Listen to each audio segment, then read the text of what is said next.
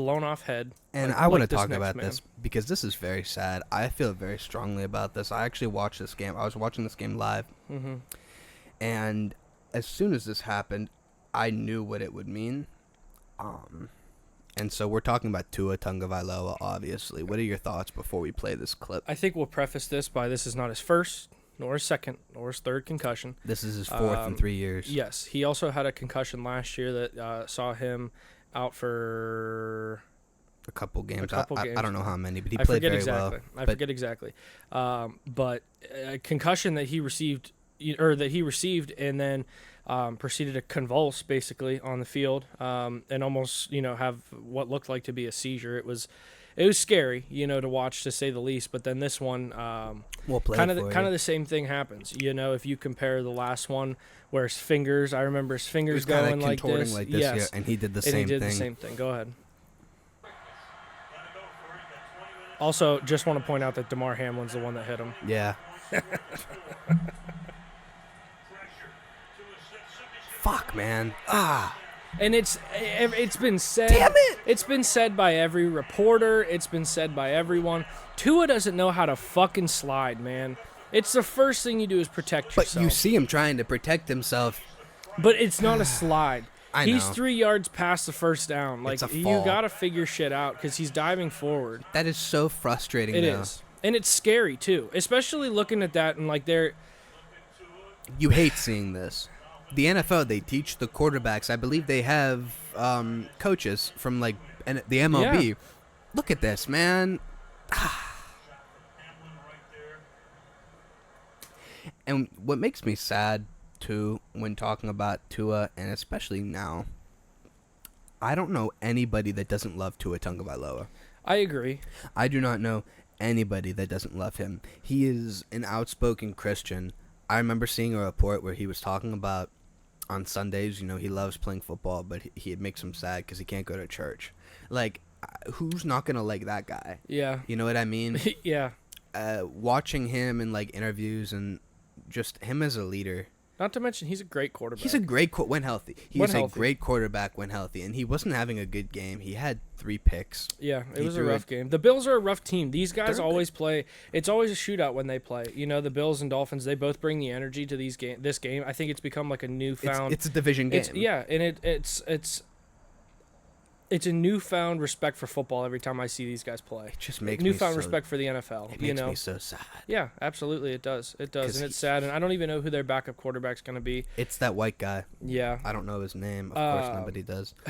I think the Dolphins are going to be under a lot of scrutiny if Tua does come back. Mostly because we're sitting in a situation where CTE is a very high talk, and the concussions and everything like that. I think that the Dolphins organization, if Tua was to come back, are going to get looked at kind of sideways. They've always been under investigation, though.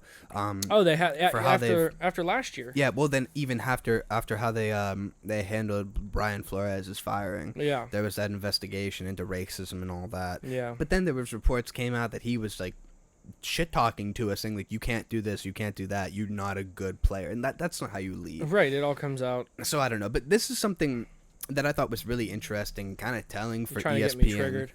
So there was a lady, and we won't talk about this much before we play it, but there was a lady on ESPN. They're talking about Tua's injury, and then she kind of makes it about herself as a marginalized black woman who's a mother. Take a look, guys, because this just pisses me off. It was very obnoxious, to say the least. We'll play it for you. I sit up there and I go to work every day, and I'm not a football player, but when I go to work every day, there are sacrifices that I make as a father all the time. I'm not around my daughters as much as I would like to be. I'm not with my family as much as I would like to be. Sometimes they resent it and what have you. I don't care. And you know why I don't care? Because I grew up starving.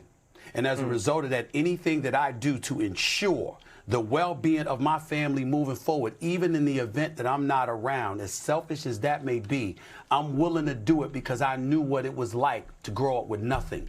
These football players make those decisions every single day as men.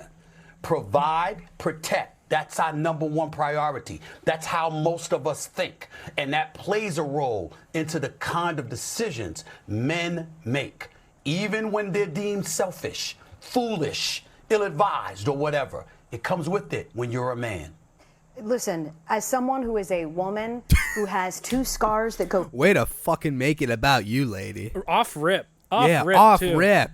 from hip to hip, because I've had 2 C-sections in an effort to provide for my family and create a family for my family, I understand sacrifice. A black woman in... First of all, look at this bitch. She has so much makeup on. She has so much makeup on. She doesn't even look black. She wishes she could be white, but she's not. Oh, God. this country whose mortality rates are incredibly high. I understand making sacrifices and trying to mitigate risk when it... The conversation and the topic is about Tua Tagovailoa And his and head injuries. why he continues to go back on the field so he can provide for not only his family but also to do the thing he loves. And We I are think- not talking about childbirth. And I think on top of that, too, it's not even just the childbirth topic. It's the fact that she brought up that she was, a black woman.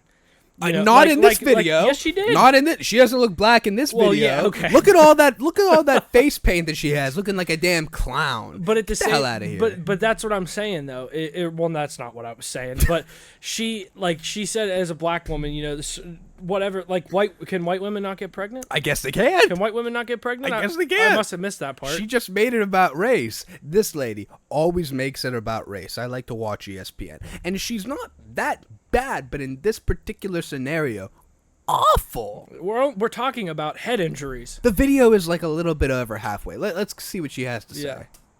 comes to your family, expanding your family and protecting your family, all I am simply imploring is that anyone in Tua's corner, someone that truly believes and loves Tua, is having a real conversation with him right now about what quality of life looks like. And we all face we all face an existential crisis at some point in our lives. You host a podcast called The Pivot, and Okay, that's not an existential crisis at all. all of us at some point have got to make a turn from the thing that we were defined for our entire lives. If we are surrounded by people that love us and can help us get to the conclusion that there is life after this, as dark and troublesome as it may be, as much as you sacrifice to get here, I'm just hoping someone, it ain't me, I got no dog in this fight, and Really? It looks like she's trying to have a dog in the fight. Yeah. Listen, she's saying we have to turn away from what defines us. Nobody was defining you as a black woman who's a mom. You brought that upon yourself. Right, and I think it was brought on by Stephen A. Smith talking about the. But he wasn't talking about being black. No, he wasn't. It was not a race thing but at all. He also did say, about being a man. But I also think that black women enjoy saying the term black woman. To marginalize it. I mean, not enjoy saying the term, but to you. I mean, I called her out for wanting to look white, so why Yeah, am I it's pretty trying not? rough. Why am I trying not to offend? But like, you get what I'm saying? Yeah. Like when we get into like the liberal media and everything like that, like it's all marginalized as the black women community or the black community. It's like, no, it has nothing to do with your skin color unless she's talking about I think she said something about, the mortality rate of black women during childbirth or something along those lines. But again, at the end of the day, you're reporting on Tua Tagovailoa on ESPN. Like it was an unnecessary clip. I agreed with her the way that we wrapped up the second half of this clip, how she said that the people in his corner and that love him, are going to be there for him and whatever, and they need to be there for him, and he might need to pivot away from something. But I mean, honestly, the first half was very annoying. Yeah. The first half